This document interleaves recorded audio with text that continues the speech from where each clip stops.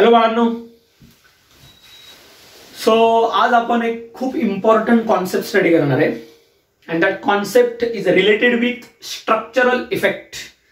म्हणजे जर तुम्ही 11th केमिस्ट्री मधला जनरल ऑर्गॅनिक केमिस्ट्री, ज्याचं नाव general principles of organic chemistry असं आहे, त्याच्यामध्ये खूप इम्पॉर्टंट पार्ट आहे. त्या पार्टचं नाव आहे स्ट्रक्चरल इफेक्ट. आणि स्ट्रक्चरल इफेक्ट हा ऑर्गॅनिक मधला खूप इम्पॉर्टंट पार्ट आहे, कारण तो पार्ट 12thला खूप जास्त लेसन्स मध्ये आहेत. वेगवेगळ्या ऍसिडिटीज, वेगवेगळ्या basicity, reactivity, order find out करण्यासाठी आपल्याला स्ट्रक्चरल इफेक्टचा यूज होणार आहे.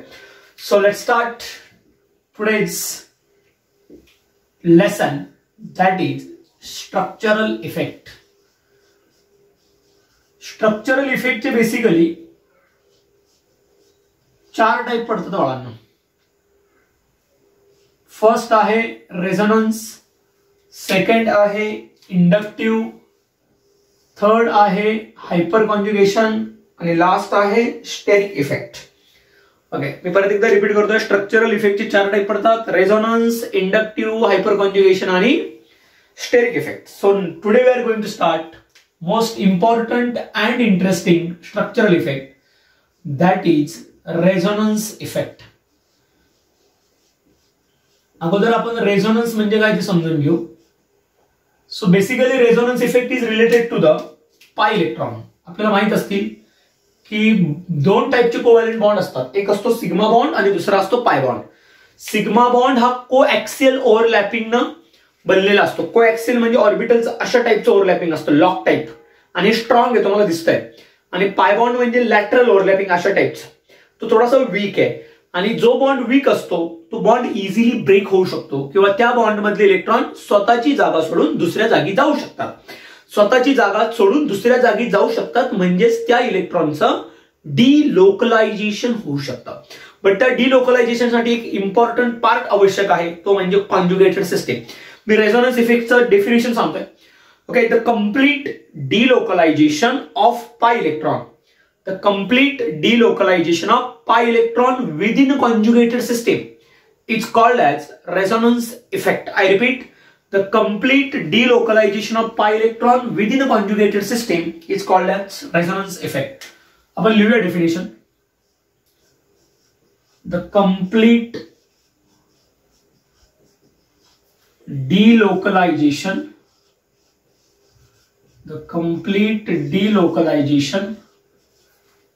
of pi electrons, the complete delocalization of pi electrons within conjugated system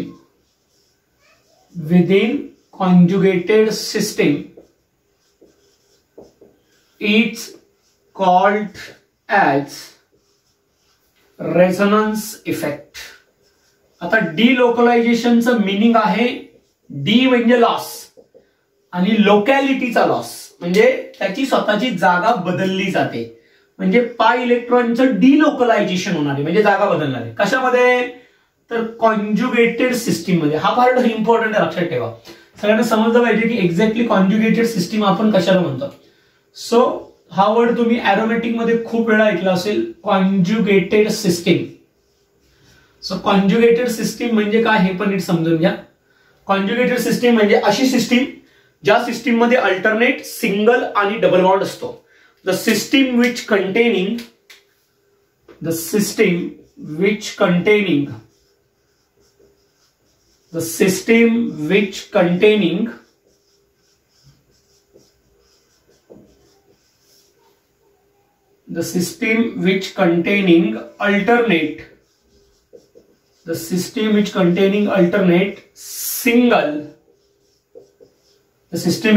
alternate single and double bond. It's called as conjugated system. ज्या सिस्टीम मध्ये alternate, single आणि double bond असतो त्या सिस्टीमला कॉन्जुगेटेड सिस्टीम म्हणायचं. It's very simple. सो आपण रेझोनन्सची definition काय सांगितली बा, the complete delocalization of pi electron within a conjugated system is called as resonance. Delocalization म्हणजे डी म्हणजे लॉस, लोकॅलिटीचा लॉस, म्हणजे एका जागेवरून दुसऱ्या जागेवर पाय इलेक्ट्रॉन्स म्हणजेच पाय बॉन्ड डिलोकलाइज होणार आहे. आणि कुठल्या सिस्टीम मध्ये, तर कॉन्ज्युगेटेड सिस्टीम मध्ये. कॉन्ज्युगेटेड सिस्टीम मध्ये म्हणजे कशामध्ये, ज्या सिस्टीम मध्ये अल्टरनेट कुठला बॉन्ड आहे, अल्टरनेट सिंगल आणि डबल बॉन्ड आहे. आणि याचं सगळ्यात बेस्ट एक्झाम्पल आहे बेन्झीन रिंग. कॉन्ज्युगेटेड सिस्टीमचं सगळ्यात बेस्ट एक्झाम्पल आहे बेन्झीन रिंग. आणि बेन्झीन रिंगचं स्ट्रक्चर आय होप सगळ्यांना माहिती आहे. So benzene ring is the best example of conjugated system. हे पहा, ही आपली बेन्झीन रिंग आहे आणि यातले आतमधले जे बॉन्ड काढले ते पाय बॉन्ड आहेत. Okay, and pi bond is formed with the help of pi electron. This is the structure of benzene ring, and the molecular formula of benzene is C6H6. Okay, बघा alternate single double bond आहे, single double single double single double, म्हणजे याच्यामध्ये conjugated system आहे. म्हणजे ह्या structure मध्ये resonance effect होऊ शकतो. ओके, आय होप आतापर्यंतचा पार्ट सगळ्यांना क्लिअर आहे. ओके, रेझोनन्स इफेक्टचे दोन टाइप असतात बाळांनो. Resonance effect is classified into two types. Resonance effect is classified into two types. कुठले कुठले, तर पहिला इफेक्ट असतो electron donating resonance effect. Electron donating resonance effect. आणि दुसरा आहे electron withdrawing resonance effect. Donating म्हणजे इलेक्ट्रॉन देणारा आणि विथड्रॉइंग म्हणजे इलेक्ट्रॉन घेणारा.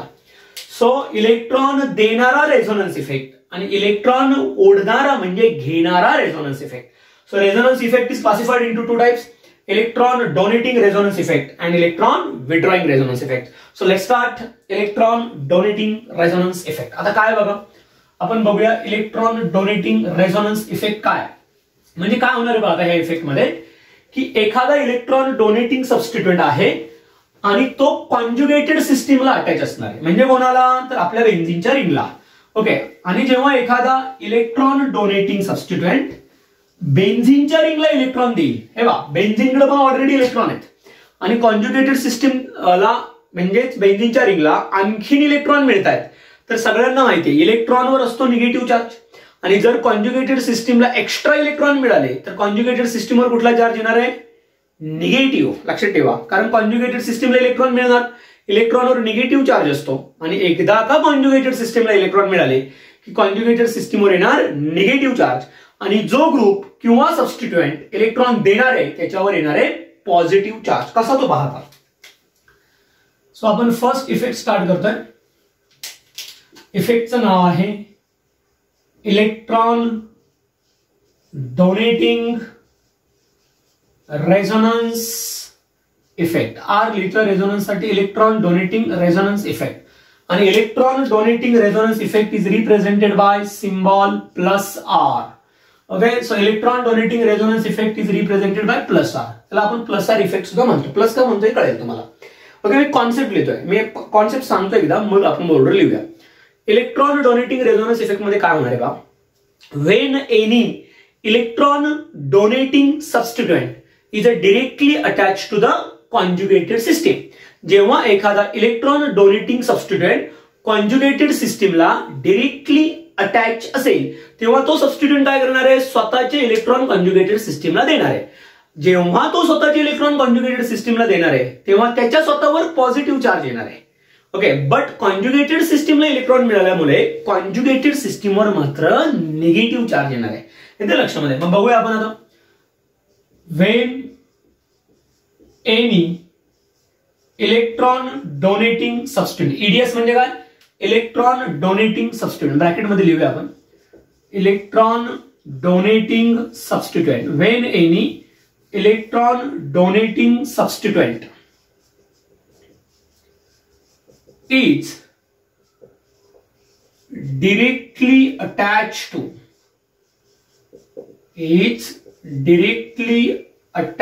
to कोणाला, तर कॉन्ज्युगेटेड सिस्टीमला. Is directly attach to conjugated system. मग काय होणार आहे, जर एखादा इलेक्ट्रॉन डोनेटिंग सबस्टिट्यूएंट कॉन्ज्युगेटेड सिस्टीमला जर डायरेक्टली अटॅच असेल तर मग काय, then then electron donating substituent carries, electron donating सबस्टिट्यूएंटवर कुठला चार्ज येणार स्वतःवर? Positive charge. इलेक्ट्रॉन देणारे म्हणून त्याच्यावर पॉझिटिव्ह येणार आहे. Electron donating substituent carries positive charge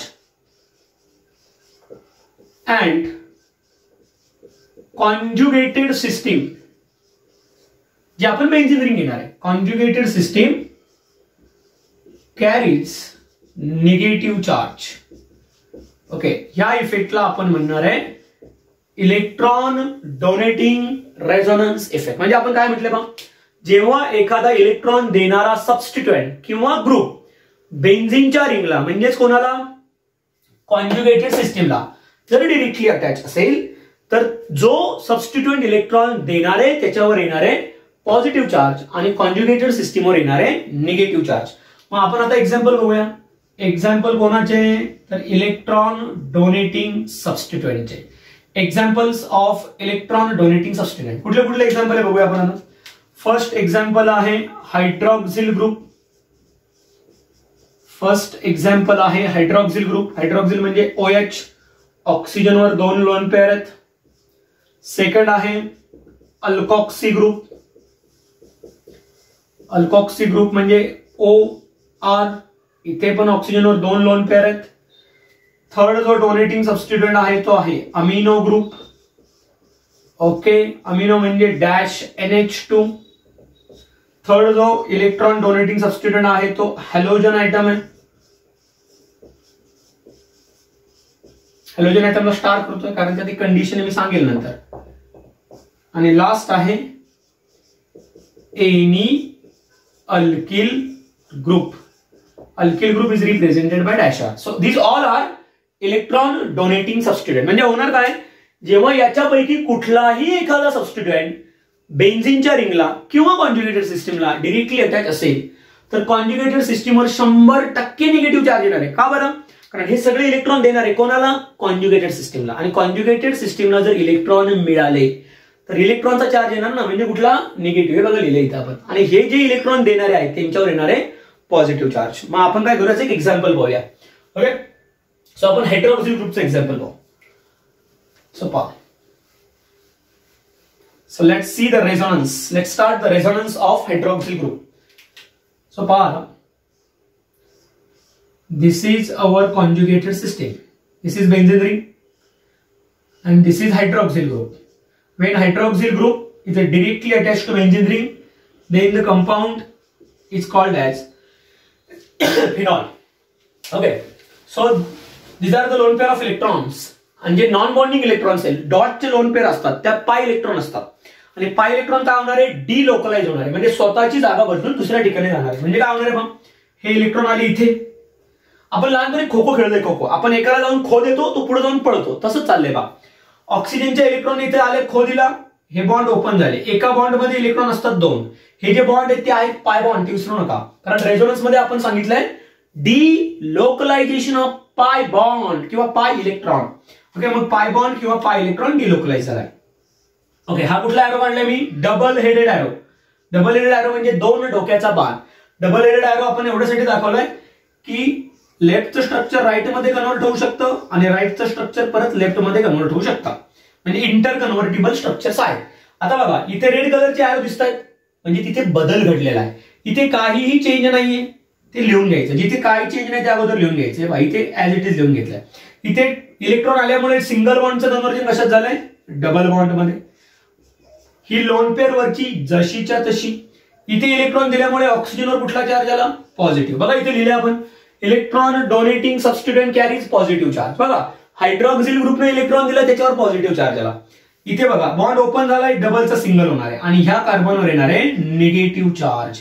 बघा conjugated system carries negative charge. आला का कॉन्जुगेटेड सिस्टीमवर निगेटिव्ह.